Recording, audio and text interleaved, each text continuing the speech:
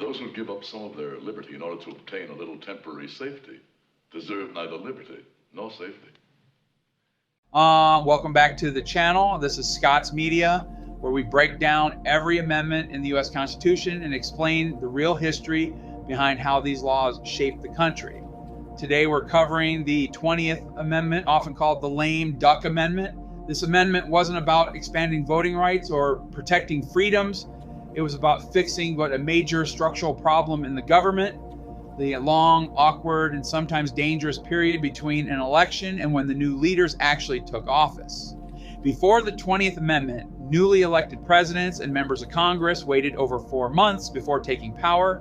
That long delay led to corruption, stagnation, and sometimes even national crises. The 20th Amendment fixed all of that. Let's break down how.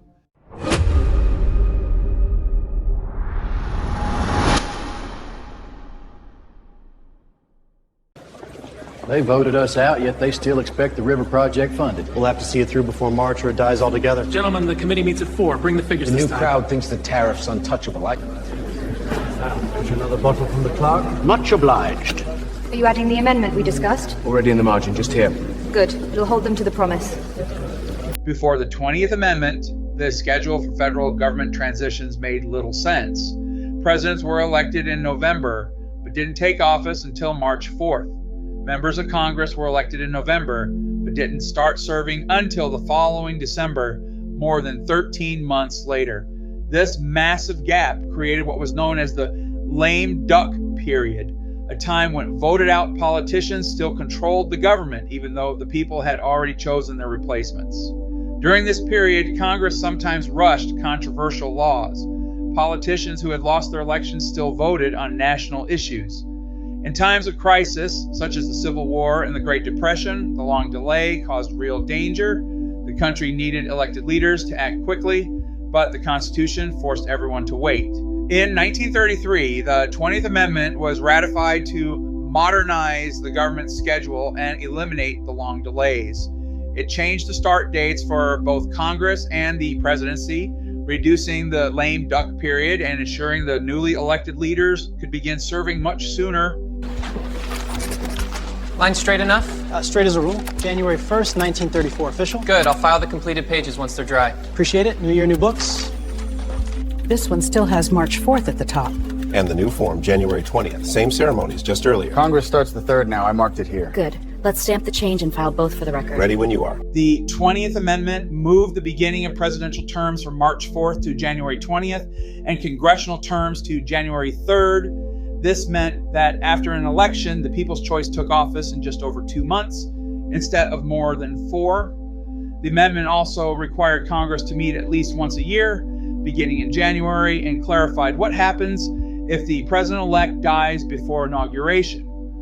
Altogether, the 20th Amendment made the transfer of power faster, smoother, and far more efficient. Sir, that's all I have in savings. I need it now. Windows are closing, folks. Step back, please. Shutting down? The governor ordered it, I'm sorry. I can't wait weeks. My rent's due Friday. Move back, ma'am. Let me. Please, just the 50 I deposited, yeah. It's getting colder. Hold tight, honey. Almost our turn. Move up, please.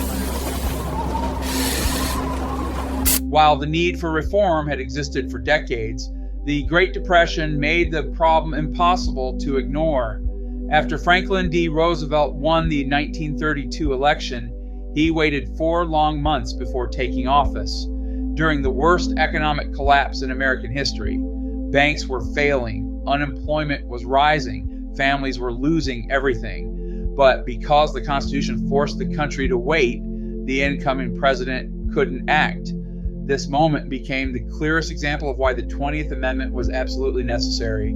Today, the 20th Amendment ensures that when the people make a choice on election day, the leaders they choose take office quickly, not months later. Modern transitions are still complex, but the amendment prevents long periods of uncertainty. It keeps the government responsive, agile, and aligned with the results of democratic elections.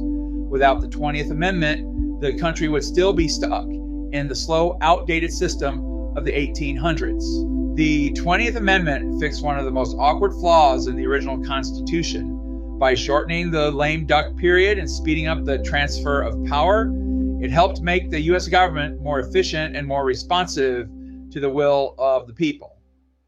Thank you for joining me for this deep dive into the 20th Amendment. This is Scott's Media, and we're moving on to the next chapter of the Constitution. When a king becomes a tyrant, he thereby breaks the contract binding his subjects to him. How so? By taking away their rights. Rights that came from him in the first place? All except one. The right to be free comes from nature. And are we not free, Mr. Jefferson? Homes entered without warrant, citizens arrested without charge, and in many places, free assembly itself denied. No one approves of such things, but these are dangerous times. Be careful, Mr. Dickinson. Those who give up some of their liberty in order to obtain a little temporary safety deserve neither liberty nor safety. Thanks for watching Scott's Media, where truth meets creativity. Check out these videos to keep the story going. And yep, that's the official merch right on your screen and in the description below. Want to support the channel directly? My Cash App and Venmo are below. Don't forget to like the video, subscribe, and hit the bell so you never miss what's next. Rock the message, support the mission.